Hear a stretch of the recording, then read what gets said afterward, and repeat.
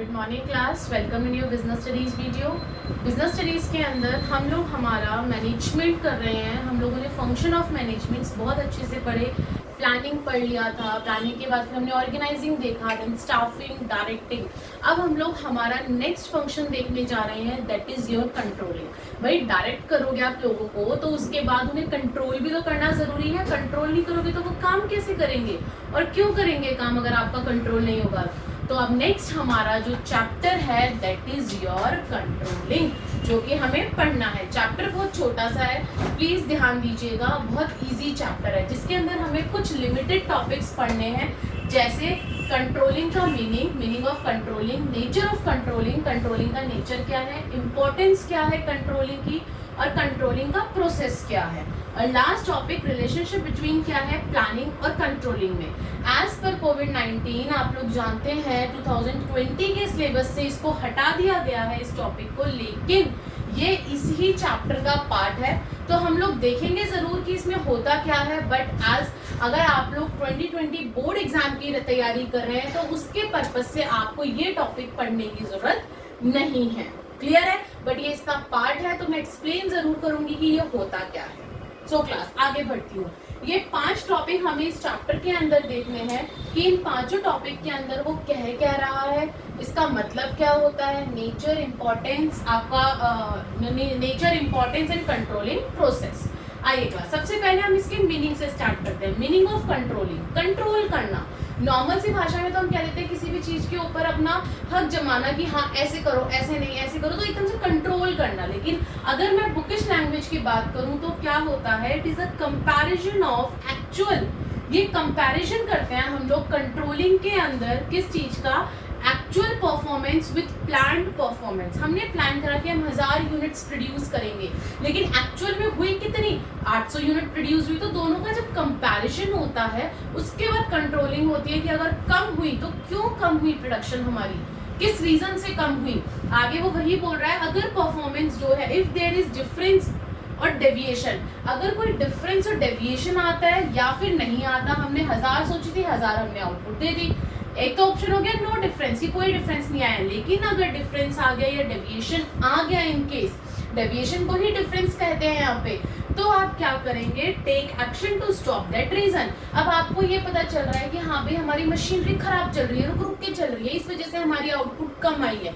तो आप क्या करोगे, उसी टाइम पे करेक्टिव एक्शन लेने की कोशिश करोगे ना, so that there is future match between planned and actual performance, ताकि अगले साल जब हम लोग हमारी परफॉर्मेंस देखें, अगले मंथ में जब हम लोग हमारी परफॉर्मेंस देखें कि एक्चुअल परफॉर्मेंस क्या है हमारी और प्लान्ड हमने कितनी करी थी, उसके अंदर कोई डिफरेंस ना आए। तो उसके लिए हम लोगों को एक करेक्टिव एक्शन हम लोगों को टाइमली लेना पड़ेगा। Not the last function of management. Controlling is not the last function of management, but it is the function which brings back the management cycle to planning. Controlling के बाद यहाँ पे ये बहुत बड़ी लाइन बोल गया क्लास की, जो कंट्रोलिंग है कभी भी ये मत सोचना कि ये आपका लास्ट फंक्शन है मैनेजमेंट का, नहीं। कंट्रोलिंग के बाद जब आपको अपने आउटपुट्स मिल गए, पता चल गया कि आपने कितने आउटपुट्स निकाले हैं, उसके बाद फिर से आपको अगले महीने के लिए, अगले क्वार्टर के लिए, अगले साल के लिए, जब भी आप लोग दोबारा से अपना कंट्रोलिंग आपका खत्म हुआ फिर से प्लानिंग स्टार्ट कर दोगे, वही यहाँ लिख रहा है। But it is the function which brings back, जो कि दोबारा से बैक द मैनेजमेंट को कहाँ पे ले आता है, साइकिल टू प्लानिंग, कि दोबारा से उन्हें अगले आउटपुट की प्लानिंग स्टार्ट करनी है। आगे बढ़ती हूँ। स्कोप क्या है कंट्रोलिंग का, स्कोप क्या है, वाइड स्कोप होता है, ये कभी भी छोटा नहीं होता, नैरो स्कोप नहीं होता है। Try to find the reason and solutions for such problem. इसके अंदर हमेशा ये जानने की कोशिश की जाती है कि अगर गलती हो रही है तो क्यों हो रही है और उसका रीजन क्या है। आगे एग्जाम्पल दिया है, जैसे कि प्लान्ड आउटपुट 1000 यूनिट का हमने प्लान किया था कि भाई इस साल हमें 1000 यूनिट्स बनाती हैं, बट एक्चुअल आउटपुट कितनी हुई हमारे पास इस साल, 800 यूनिट्स की एक्चुअल आउटपुट हुई। अब हम रीजन देखते हैं, look reason for this deviation. ये जो डिफरेंस आया, जो डेविएशन 200 यूनिट्स का जो डेविएशन आ रहा है, ये क्यों आ रहा है, क्या रीजन हो सकता है, 2 रीजन हो सकते हैं, या तो मशीनरी में फॉल्ट है या फिर वर्कर्स ढंग से काम नहीं कर रहे हैं, दोनों में से कोई भी रीजन हो सकता है। अभी मशीनरी खराब हो गई, बीच में 1 महीना मशीनरी नहीं चली, या मशीनरी रुक रुक के चल रही है, या वर्कर्स जो है वो इनएफिशिएंट है, वर्कर्स ढंग से प्रॉपर्ली काम नहीं कर रहे हैं। तो हम लोग करेक्टिव मेजर्स लेंगे। Maintenance department keep regular check of machinery, कि जो आपका डिपार्टमेंट है वो रेगुलर चेकअप करेगा और मेंटेनेंस रखेगा मशीनरी की, ताकि मशीनरी कोई प्रॉब्लम क्रिएट ना करे। और अगर वर्कर्स इनएफिशिएंट है तो workers are sent for training so that their efficiency can be improve. तो वर्कर्स को भेजा जाएगा ट्रेनिंग के लिए कि आप जाके ट्रेनिंग कर आइए, सीख कर आइए काम को, ताकि आप एफिशिएंट वे में वर्क कर सकें। अब नेक्स्ट है, इसके दो एस्पेक्ट्स होते हैं class. Two aspects of controlling are, कौन से दो एस्पेक्ट्स होते हैं? एक होता है स्ट्रेटेजिक कंट्रोल और दूसरा होता है ऑपरेशनल कंट्रोल।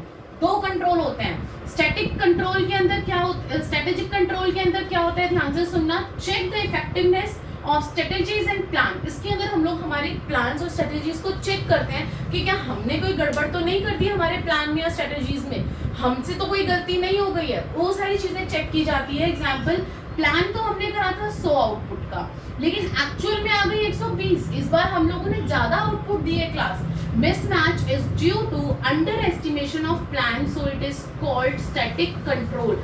जिसके अंदर आपका मिसमैच आता है और उसमें प्लान में कुछ गड़बड़ होती है कि हाँ हमने प्लान कम करा था, ज्यादा अगर हमारी आउटपुट आ सकती है, हम लोग ज्यादा कर सकते हैं, तो हमारी प्लानिंग जो हमें चेंज करनी पड़ेगी और ज्यादा आउटपुट की हम लोग यहाँ पे क्या कहते हैं प्लान कर सकते हैं और उसको ठीक करेंगे हम लोग। इस ये कंट्रोल होता है आपका स्टैटिक कंट्रोल।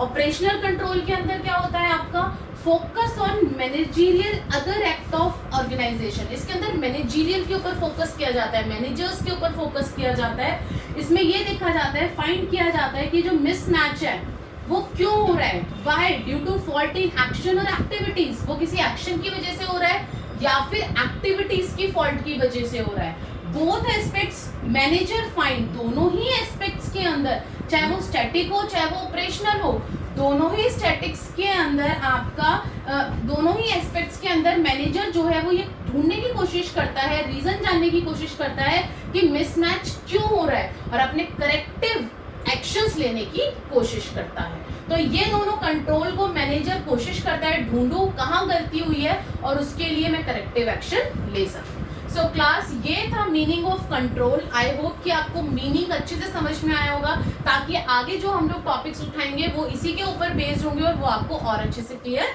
हो जाएंगे। यस क्लास, अब हम लोग नेचर देख रहे हैं। अभी हमने डेफिनेशन देखा कंट्रोलिंग होता क्या है, एंड आई होप को आपको समझ आ गया होगा।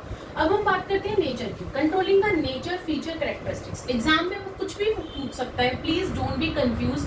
जब से पढ़ाना शुरू करा है यही बोलते हूँ, नेचर, फीचर और कैरेक्टरिस्टिक्स तीनों एक ही चीज है, तो उसमें कंफ्यूज मत होइएगा। तो नेचर ऑफ कंट्रोलिंग क्या कह रहा है? सबसे पहला नेचर है गोल ओरिएंटेड फंक्शन। इसका पहला नेचर होता है कि हमें गोल को ओरिएंट करना है, यानी कि हमें हमारे गोल को अचीव करना है। It make sure everyone follow the plan and work is accomplish as per plan. अगर हर कोई हमारे प्लान को फॉलो करेगा तो हर कोई कंप्लीट कर सकता है अपने प्लान को by comparing plan and actual performance. और फिर उसके बाद अगर हम लोग हमारी एक्चुअल और प्लान परफॉर्मेंस को मैच करेंगे तो वो हमारी कुल आएगी। तो इसके थ्रू हम लोग हमारे गोल को अचीव कर सकते हैं। गोल ओरिएंटेड है, परवेसिव होता है क्लास ये, मतलब required in all type of organisation. Controlling हर ऑर्गेनाइजेशन में जरूरत होती है, कंट्रोलिंग की हर लेवल पे जरूरत होती है, required at every level, her level पे आपकी कंट्रोलिंग होती है। All managers compare there department actual performance with plan performance. चाहे वो कोई भी ऑर्गेनाइजेशन हो, मैन्युफैक्चरिंग हो, कंस्ट्रक्टिव हो, किसी भी टाइप का हो, हर ऑर्गेनाइजेशन जो है, हर ऑर्गेनाइजेशन के जो मैनेजर्स है वो हमेशा अपने डिपार्टमेंट की एक्चुअल परफॉर्मेंस के साथ प्लान परफॉर्मेंस को हमेशा कंपेयर करते हैं और देखते हैं कि हमारी ऑर्गेनाइजेशन के जो वर्कर्स हैं वो कितने एफिशिएंट हैं। Third is your continuous function. Controlling is your continuous. सुबह घर में कौन कंट्रोल करता है? मदर फादर करते हैं, पेरेंट्स करते हैं, स्कूल में आते हो टीचर्स करते हैं, बाहर जाते हो या तो शॉप पे जा रहे हो तो शॉप वाला कहेगा दूर दूर हटो हमारी शॉप पे ज्यादा आगे। तो हर जगह, हर लेवल पे, हर कहीं पे आपको कंट्रोल कोई ना कोई कर रहा होता है। तो it is your continuous function, जो सुबह से लेकर रात तक इवन आपके ऊपर भी कंट्रोलिंग होती है। तो ऑर्गेनाइजेशन में तो होगी जब हमें हमारे गोल को अचीव करना है। तो controlling is your continuous function, not at a one time function. ये सिर्फ एक बार के लिए नहीं होता है, performed all the time so that every act, work, function is done as per plan even in future। ये इसलिए कंट्रोलिंग फंक्शन करते हैं, कंट्रोल इसलिए करते हैं ताकि जो एक्ट, वर्क और फंक्शन हो रहा है वो हमारे प्लान के अकॉर्डिंगली हो। Controlling is both backward and forward looking. Class ये वाला 99% चांस होते हैं कि ये बोर्ड एग्जाम में आपका ये चीज पूछी जाती है कि how the controlling is backward and forward looking. 3 marks में भी पूछ सकता है वो ये आपसे कि कंट्रोलिंग बैकवर्ड और फॉरवर्ड लुकिंग कैसे है। ध्यान से सुनना, बैकवर्ड लुकिंग कैसे है, while comparing managers look back to the performance which is already done in past. जो हम पास्ट में प्लानिंग करके आ चुके हैं, मैनेजर्स बैकवर्ड होके देखते हैं ना, पीछे की साइड देखते हैं ना पास्ट में कि हमने क्या प्लान करा था। उसी तरीके से फॉरवर्ड है, after comparing if managers find any deviation, अगर मैनेजर्स को कोई डिफरेंसेस लगता है कि प्लान हमने 1000 का किया था लेकिन एक्चुअल 800 आई है, he suggests corrective measures so that there is match between actual and planned performance in future। ताकि फॉरवर्ड कैसे हो गया कि हम करेक्टिव एक्शन ले और फ्यूचर में हमारे जितने भी प्रॉब्लम्स आ रहे हैं, डिफरेंसेस आ रहे हैं, डिविएशंस आ रहे हैं, उनको हम ठीक करने की कोशिश करें करेक्टिव एक्शंस लें। सो ये था नेचर। इसके 4 नेचर मैंने बताए, गोल ओरिएंटेड फंक्शन होता है, परवेसिव होता है, कॉन्टिन्यूस होता है और ये बैकवर्ड और फॉरवर्ड दोनों होता है। आई होप कि समझ आ गया होगा आपको। अब मैं बात करती हूँ इंपॉर्टेंस की। कंट्रोलिंग की इंपॉर्टेंस क्या है क्लास, ध्यान से सुनना। सबसे पहले it helps in achieving organisation goal. ये हमें मदद करता है हमारे ऑर्गेनाइजेशन गोल को अचीव करने में। कैसे? कंट्रोलिंग एंश्योर्स ऑल एक्टिविटीज और act are perform according to plan. Controlling से हम लोग ये कोशिश करते हैं कि जो प्लान हमने बनाया, हम लोग हमारे प्लान के अकॉर्डिंग सारी एक्टिविटीज, सारे एक्ट को कंफर्म करें, परफॉर्म करें। डेविएशन अगर आता है, अगर डिफरेंसेस आते हैं तो take timely action to bring them on track. अगर हमें पता चल जाता है बीच में कि हमारी मशीनरी खराब है, तो हम लोग क्या करेंगे, टाइमली अपनी मशीनरी को ठीक करवाएंगे और हमारे प्लान को, जो हमने प्लानिंग करी थी, उससे हमारे वर्क को ट्रैक पे लाने की कोशिश करेंगे। अगर पता नहीं चलेगा तो नहीं ला पाएंगे डेविएशन का। Activity done according to plan so automatically organisation goal will be achieved. अगर हम लोग हमारी एक्टिविटीज को हमारे प्लान के अकॉर्डिंग चलेंगे, प्लान के अकॉर्डिंग करेंगे। अगर आप लोग अपनी पढ़ाई प्लानिंग कर लो कि हाँ हमें रोज 4 घंटे पढ़ना है और 4 सब्जेक्ट पढ़ने हैं, 1 घंटा एक सब्जेक्ट को देना है, तो अगर आप अपनी प्लानिंग के हिसाब से चलोगे तो क्यों 90 क्रॉस नहीं करोगे, क्यों 90 प्लस नहीं ला पाओगे? बिल्कुल ला पाओगे। तो यही चीज यहाँ हो रही है कि अगर आप प्लान के अकॉर्डिंग चलते हैं, अपने एक्टिविटीज को अकॉर्डिंग टू प्लान करते हैं कंट्रोल के साथ, तो आप लोग अपने ऑर्गेनाइजेशन को गोल को इजीली अचीव कर पाएंगे। Second is your make efficient use of resources. आप रिसोर्सेज को वेस्ट मत करिए। और कब वेस्ट नहीं करेंगे? जब कंट्रोलिंग रहेगी। कंट्रोलिंग नहीं रहेगी तो आप लोग वेस्ट करेंगे रिसोर्सेज को। देखिए, when act perform according to plan then no wastage of resources, effective use of resources. जब आपको पता है कि हमें 1000 आउटपुट्स करने हैं तो उसी के अकॉर्डिंग आप अपनी मशीन्स को यूज करोगे, उसी के अकॉर्डिंग आप अपने ह्यूमन रिसोर्स को यूज करोगे।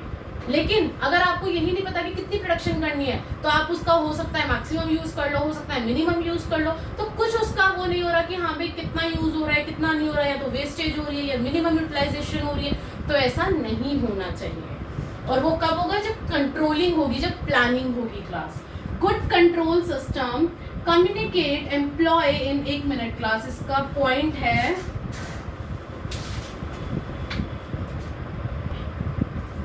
improve employee motivation। Yes class, इसका पॉइंट था कि हम लोग कंट्रोलिंग से हमारे एम्प्लॉयज का मोटिवेशन इंप्रूव कर सकते हैं। कैसे? देखते हैं। अगर गुड कंट्रोल सिस्टम है, कम्युनिकेट हम लोग एम्प्लॉय से करेंगे एडवांस में goals and standards of performance on basis of which they will be appraised. यानी कि हम लोग उन्हें बताएंगे कि हाँ ये हम लोगों का इस तरीके से हमें करना है, ये हमारा काम है, ये एक्टिविटीज है, ऐसे हमें परफॉर्म करना है। Good control system also guide employ. अगर कंट्रोल सिस्टम अच्छा होगा, अगर आप हर वक्त अपने एम्प्लॉयज को डांटते रहोगे, फटकारते रहोगे, तो कहाँ से कम्युनिकेशन सिस्टम अच्छा हो जाएगा? नहीं होगा ना। कंट्रोल सिस्टम तभी अच्छा हो सकता है जब अपने एम्प्लॉय से हंस के बात करो, अच्छे से बात करो। ठीक है, अगर एम्प्लॉय गलती कर रहा है तो उसे अच्छे से समझाओ कि हाँ आपने ये गलती करी है, तो उससे आपका कंट्रोल सिस्टम जो है ना वो अच्छा होगा। गुड कंट्रोल सिस्टम ऑल्सो, उससे क्या होगा, आप अपने एम्प्लॉय को गाइड भी कर पाओगे to come out from their problems, ताकि वो अपनी प्रॉब्लम से बाहर आ सके। फ्री कम्युनिकेशन हो पाएगा, और अगर फ्री कम्युनिकेशन हो पाएगा, सब कुछ होगा, तो आपका एम्प्लॉय का मोटिवेशन इंक्रीज होगा कि देखो हमारा मैनेजर कितना अच्छा है, ठीक है गलती हुई है, स्टिल वो हमें आराम से समझा रहा है, आराम से बता रहा है, और हम अगली बार से वो गलती नहीं करेंगे। तो आपका एम्प्लॉय क्या हुआ? मोटिवेट हुआ। नेक्स्ट इंपॉर्टेंस देखते हैं इसकी। यस क्लास, हमारी 4th इंपॉर्टेंस है कोऑर्डिनेशन इन एक्शन। कोऑर्डिनेशन कब आएगा? कंट्रोलिंग जब अच्छा होगा। Control helps to maintain equilibrium between means and end. Control हमेशा ये कोशिश करता है, कंट्रोलिंग से ये होता है दैट वो मेंटेन करने की कोशिश करता है मीन्स और एंड्स को इक्विलिब्रियम में रखने की, यानी कि इक्वल रखने की कोशिश करता है। इट मेक श्योर्स, ये हमेशा श्योर करता है that proper direction is taken, ताकि प्रॉपर डायरेक्शन ली जाए एम्प्लॉयज के द्वारा। All department are controlled according to predetermined standard. सारे एम्प्लॉय, सारे डिपार्टमेंट जो हमने पहले प्री डिटरमाइंड स्टैंडर्ड्स बनाया उनके अकॉर्डिंगली हम लोग कंट्रोल कर सकें अपने डिपार्टमेंट को। And all department coordinated to each other, और जितने भी आपके department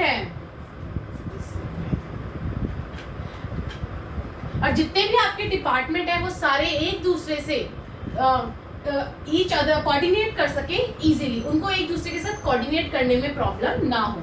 next is your importance, ensures order and discipline, यानी कि ऑर्डर और डिसिप्लिन जो है वो अच्छा होना चाहिए, और वो कब होगा, जब कंट्रोलिंग अच्छा होगा। It make sure subordinate perform their function efficiently by comparing performance against plan performance, यानी कि वो ये बोल रहा है कि सबऑर्डिनेट्स जो है it make sure subordinates perform their function efficiently. वो कब एफिशिएंट वर्क करेंगे एम्प्लॉयज, जब हम लोग उन्हें दिखाएंगे कि देखो भाई हम लोगों ने प्लान तो 1000 करे थे, आपने सिर्फ 800 यूनिट्स करनी है produce.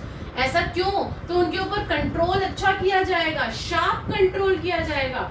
Check over dishonesty and fraud of employ, कि कोई डिसऑनेस्ट ऐसा एम्प्लॉय तो नहीं है जो हमें धोखा दे रहा है, कोई ऐसा एम्प्लॉय तो नहीं जो फ्रॉड कर रहा है हमारे साथ। It all bring order and discipline, और इन्हीं चीजों से ऑर्डर और डिसिप्लिन आता है कि अगर कंट्रोल अच्छा होगा तो ही आपका ऑर्डर एंड डिसिप्लिन आपकी ऑर्गेनाइजेशन के अंदर रहेगा।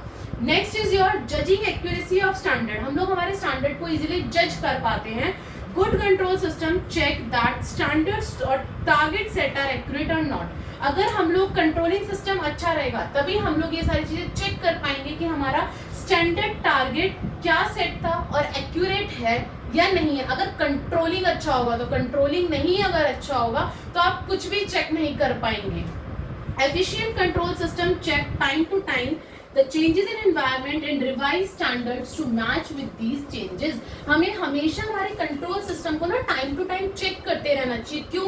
क्योंकि एनवायरनमेंट इज योर डायनामिक। हम लोग हमारे एनवायरनमेंट में पढ़कर आए थे जब हमने बिजनेस एनवायरनमेंट चैप्टर करा था, योर थर्ड चैप्टर, दैट आपका एनवायरनमेंट जो वो डायनामिक होता है, वो कब चेंज हो जाए एकदम से नहीं कह सकते, तो हमें उसके अकॉर्डिंगली ढलना पड़ता है। एनवायरनमेंट हमारे अकॉर्डिंग नहीं ढलेगा, हमारे बिजनेस के अकॉर्डिंग नहीं ढलेगा। तो वो यही कह रहा है कि हमें हमारे कंट्रोल सिस्टम को टाइम टू टाइम चेक करते रहना है, क्योंकि कभी भी एनवायरनमेंट के अंदर चेंजेस आ सकते हैं और हमें हमारे स्टैंडर्ड्स को हमें करना पड़ सकता है। And revise standard to match with these changes, हमें हमारे स्टैंडर्ड्स को दोबारा से रिवाइज करके उन चेंजेस के साथ चलाना पड़ेगा। नेक्स्ट बोल रहा है helps in improving performance of employ. Yes, it's fact. अगर आपके ऊपर कंट्रोल नहीं होगा आपके पेरेंट्स का, क्या आप पढ़ोगे? नहीं पढ़ोगे ना। अगर कंट्रोल है तभी आप पढ़ रहे हो। उसी तरीके से यहाँ बोल रहा है अगर कंट्रोल होगा तभी एम्प्लॉय अपनी परफॉर्मेंस अच्छी देगा। अगर कंट्रोल हम लोग एम्प्लॉयज के ऊपर नहीं रखेंगे तो वो परफॉर्मेंस अच्छी नहीं देगा, वो अपनी मनमानी करेगा, वो बनाएगा तो प्रोडक्शन करेगा, नहीं तो नहीं करेगा। Controlling continuous check on employ create order and discipline make sure that every employee is performing according to plan.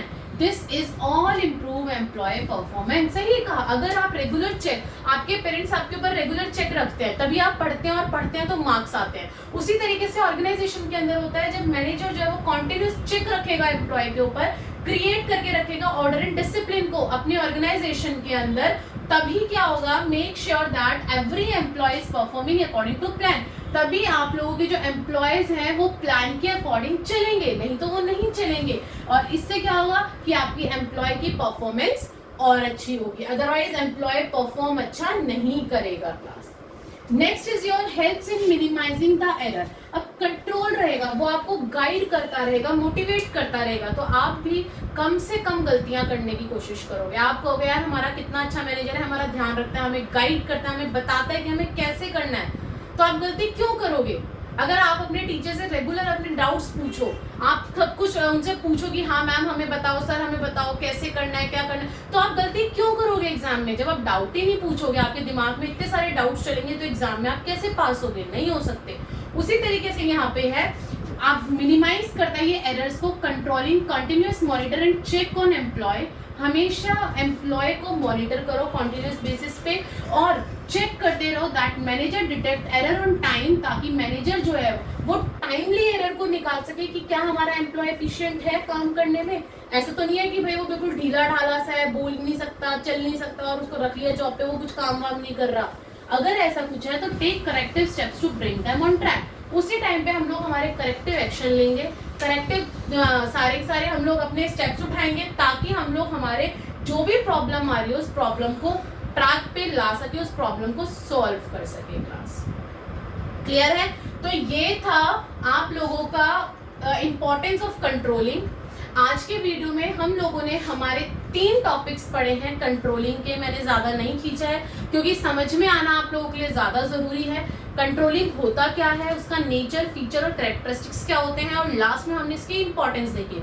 I hope कि ये तीनों आपको समझ आ गए होंगे क्लास। अब हम लोग हमारी नेक्स्ट वीडियो में कंट्रोलिंग का प्रोसेस उठाएंगे कि कंट्रोलिंग का ओवरऑल प्रोसेस क्या है, कैसे कंट्रोलिंग होती है। So please like, share and subscribe the channel so that अब जो नेक्स्ट टॉपिक उठाने वाले हैं वो आप तक इजीली पहुंच सके। Thank you.